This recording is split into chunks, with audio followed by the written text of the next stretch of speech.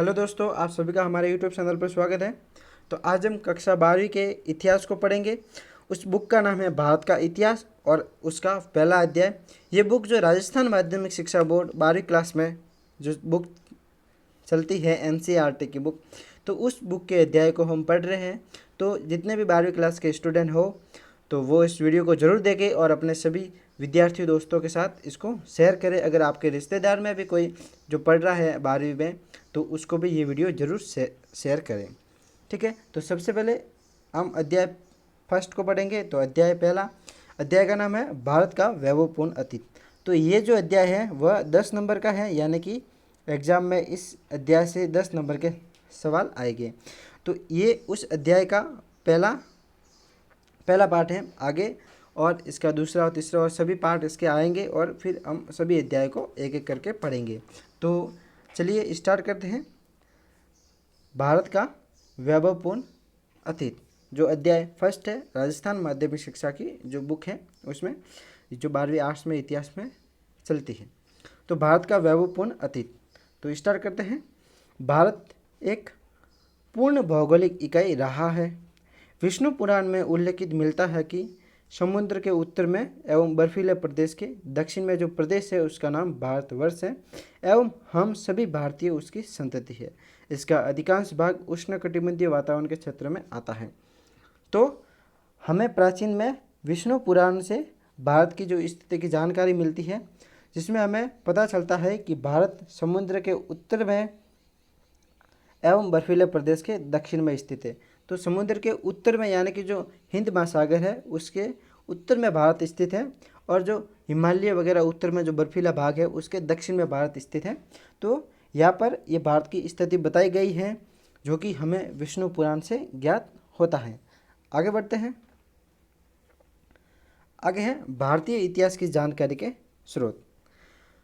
तो भारतीय इतिहास की जानकारी के स्रोत में मानव के जिन क्रियाकलापों को तथ्यों के आधार पर हम पूर्ण विश्वास के साथ प्रमाणित कर सकते हैं उन्हें इतिहास में रखा जाता है।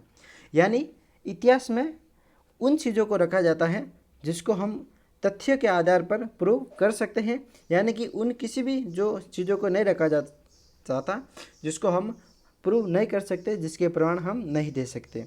तो ये यहाँ पर कहा गया है कि मानव के जिन क्रियाकलापों को तथ्यों के आधार पर हम पूर्ण विश्वास के साथ प्रमाणित कर सके उन्हें इतिहास में रखा जाता है।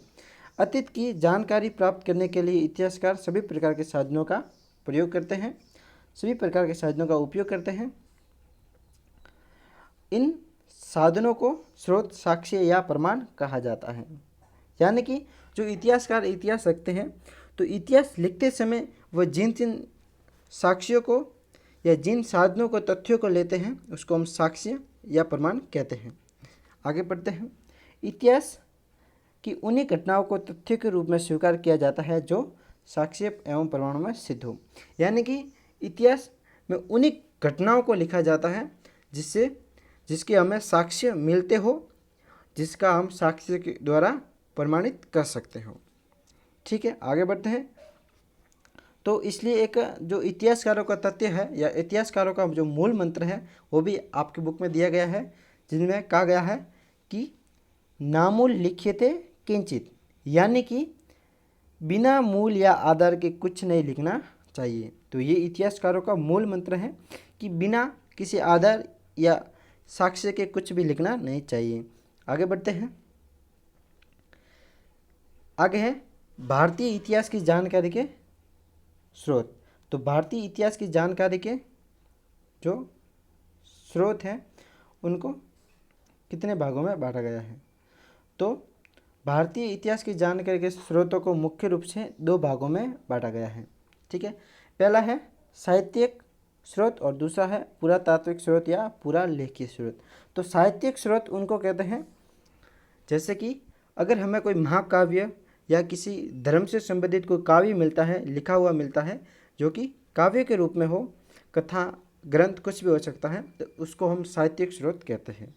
पुरातात्विक स्रोत या पुरालेखीय स्रोत वह होते हैं जैसे सिक्के मिलना, सिक्के हो गए या किसी जो पत्थर पे लिखा हुआ कुछ मिल गया, ऐसा कुछ, जैसे किसी भवन या कोई भवन के अवशेष मिल गए तो इसको हम पुरातात्विक या पुरालेखीय स्रोत कहते हैं। तो ये साहित्यिक स्रोत और पुरालेखीय व पुरातात्विक स्रोतों के बारे में देखा। अब हम सबसे पहले साहित्यिक स्रोत को पढ़ते हैं, ठीक है। तो साहित्यिक स्रोतों के अलग अलग भाग हैं, जिसमें ब्राह्मण साहित्य प्रमुख है। इसके अलावा और भी है प्रमुख रूप से, जो जैन साहित्य, बौद्ध साहित्य और अन्य सभी जो साहित्य रचनाएं हैं जिससे हमें प्राचीन भारतीय इतिहास की जानकारी मिलती है, वो हम इसमें पढ़ेंगे। तो ब्राह्मण साहित्य में जो वेद है, वेद सबसे महत्वपूर्ण है और वेद सबसे प्राचीन भी है, जो ब्राह्मण साहित्य के अंतर्गत आते हैं। तो वेदों की जो संख्या है, वह वेदों की संख्या यहाँ पर 4 है, यानी कि वेदों की संख्या 4 है। पहला है ऋग्वेद, दूसरा सामवेद और फिर यजुर्वेद और अथर्ववेद। तो ये जो 4 वेद हैं, इसको हम अलग अलग से इनकी विशेषताओं को पढ़ते हैं। आगे बढ़ते हैं। प्रत्येक वेद के 4 भाग हैं, संहिता, ब्राह्मण, आरण्यक एवं उपनिषद। तो आगे हम इनको भी देखेंगे, ठीक है। तो पहला वेद है हमारा ऋग्वेद। तो ऋग्वेद है जो सर्वाधिक प्राचीन वेद है। अगर जो 4 वेद हैं, उन चारों वेदों में अगर सर्वाधिक प्राचीन वेद देखें तो वह है ऋग्वेद। इसमें 40 मंडल व 1028 सूक्त है। इसकी भाषा संस्कृत भाषा है और इसकी शैली है जो पद्य शैली है, यानी कि ये गद्य में न लिखा कर पद्य में लिखा हुआ है। तो ये हमने ऋग्वेद की विशेषताओं को देखा। दूसरा वेद है यजुर्वेद, ठीक है। यजुर्वेद एकमात्र जो गद्य व पद्य दोनों में लिखा हुआ है। इसकी जो शैली है वह गद्य तथा पद्य दोनों में है। तो और इसमें 40 अध्याय व 2000 मंत्र शामिल है। इसमें यज्ञों से संबंधित विवरण मिलता है। जो प्राचीन काल में यज्ञ होते हैं, तो इसमें यज्ञों से संबंधित विवरण मिलता है, यज्ञ के प्रकार वगैरह आदि सब इसमें विवरण मिलता है। आगे बढ़ते हैं। आगे है तीसरा वेद सामवेद। अब हम सामवेद की विशेषताओं को देखेंगे। इसमें आर्य द्वारा गाए जाने वाली सामग्री मिलती है, यानी कि इसे संगीत ग्रंथ कहते हैं, प्राचीनतम संगीत ग्रंथ। इसमें गाए जाने योग्य जो सामग्री मिलती है, मंत्र, गीत वगैरह, तो इसमें जो संगीत ग्रंथ इसको कहा जाता है। इसमें 1028 श्लोक हैं। आगे है अथर्ववेद।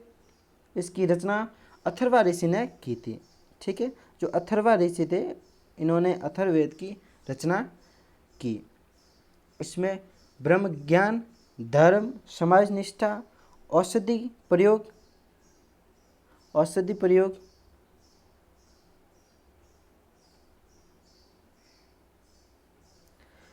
शत्रुओं का दमन, रोग निवारण, तंत्र मंत्र आदि विषय सम्मिलित है।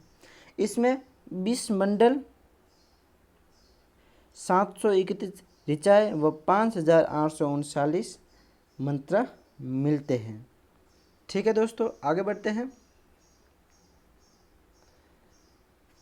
अब हमने जो वेदों को पढ़ा, अब हम ब्राह्मण ग्रंथ को पढ़ेंगे। तो ब्राह्मण ग्रंथ किसे कहा जाता है? तो ब्राह्मण ग्रंथों में यज्ञ और कर्म कांडों पर आधारित जो साहित्य रचा गया वे ब्राह्मण ग्रंथ कहलाते हैं, ठीक है। जिनमें अगर यज्ञ व कर्म कांडों पर आधारित जो साहित्य लिखा गया उसे ब्राह्मण ग्रंथ कहते हैं। तो ये ब्राह्मण ग्रंथ की विशेषता हो गई। दूसरे है आरण्यक ग्रंथ। तो इनकी रचना ऋषियों द्वारा वनों में की गई। इसमें दार्शनिक विषयों का विवरण मिलता है। तो आरण्यक ग्रंथों में दार्शनिक विषयों का विवरण मिलता है। आगे है उपनिषद। इसमें गूढ़ विषयों एवं नैतिक आचरण नियमों की जानकारी मिलती है। तो ये उपनिषदों की विशेषता हो गई। उपनिषदों का जो शाब्दिक अर्थ होता है वह है पास बैठना, यानी कि उपनिषदों की जो शिक्षा है वह पास में बैठकर दी जाती है, यानी कि जो प्राचीन में जो ऋषियों ने उपनिषद लिखे तो पास बैठकर लिखे। इस आधार पर जो उपनिषदों का शाब्दिक अर्थ है वह है पास बैठना। इसकी संख्या 1008 है और इसमें से जो 22 उपनिषद है वह प्रमाणित, जो 22 उपनिषद है जो प्रमाणित हैं, ठीक है। आगे बढ़ते हैं। आगे है वैदिक साहित्य को ठीक तरह से समझने के लिए वेदांग साहित्य की रचना की गई। अब हम वेदांग या वेद को समझने के लिए जो साहित्य लिखा गया उन साहित्यों के बारे में पढ़ते हैं जिन्हें वेदांग कहा जाता है। तो इसके 6 भाग है जो है शिक्षा, कल्प, व्याकरण, निरुक्त, छंद और ज्योतिष। ये जो वेदांग है 6, इसके आधार पर हम वैदिक साहित्य को पढ़ सकते हैं, समझ सकते हैं। हमें सबसे पहले शिक्षा होनी चाहिए किसी चीज़ की, और फिर कल्प और उसका व्याकरण और निरुक्त, छंद आदि की जो जानकारी हमें अगर होगी तो हम वेदों को पढ़ सकते हैं, और इसको हम वेदांग कहते हैं जिसके आधार पर वेदों को पढ़ते हैं। ठीक है, आगे बढ़ते हैं। आगे है उपवेद। इसमें चिकित्सा, वास्तुकला, संगीत, सैन्य विज्ञान आदि की जानकारी मिलती है। उपवेदों की जो संख्या है वह 4 है। आयुर्वेद, धर्मवेद या धनुर्वेद, गंधर्ववेद और शिल्पवेद। ठीक है, ये 4 है जो उपवेद हैं। ठीक है, और आगे है स्मृति। तो जो वैदिक आर्यों के कानून संबंधी ग्रंथ हैं उसे स्मृति कहते हैं। इसमें जो सबसे प्राचीन स्मृति है वह है मनुस्मृति। ठीक है, और अगर हम अन्य स्मृति की बात करें तो याज्ञवल्क्य की स्मृति भी इसमें प्रमुख है। ठीक है, आगे बढ़ते हैं। आगे है महाकाव्य। तो महाकाव्य के अंतर्गत रामायण तथा महाभारत आते हैं। रामायण वाल्मीकि ने लिखी और महाभारत लिखी वेद व्यास ने। ठीक है, इसमें समाज, धर्म एवं राजनीति जानकारी मिलती है। ठीक है, जो राजनीति के संबंधित, और इसमें जो प्राचीन समय में जो समाज कैसा था, कैसे धर्म से संबंधित कानून थे, किस प्रकार धर्म चलता था, धर्म की नीतियाँ वगैरह इसमें हमें मिलती है। ठीक है, आगे बढ़ते हैं। आगे हम देखते हैं पुराण। तो प्राचीन काल के ऐतिहासिक ग्रंथ जिसको पुराण कहते हैं, और इसकी संख्या 18 है। ठीक है, इसमें मार्कंडेय, ब्रह्मांड, वायु, विष्णु, भगवत एवं मत्स्य पुराण प्रमुख हैं। मत्स्य पुराण सबसे प्राचीन पुराण भी है। इसमें प्रमुख 5 विषय हैं जो पुराण के अंतर्गत है।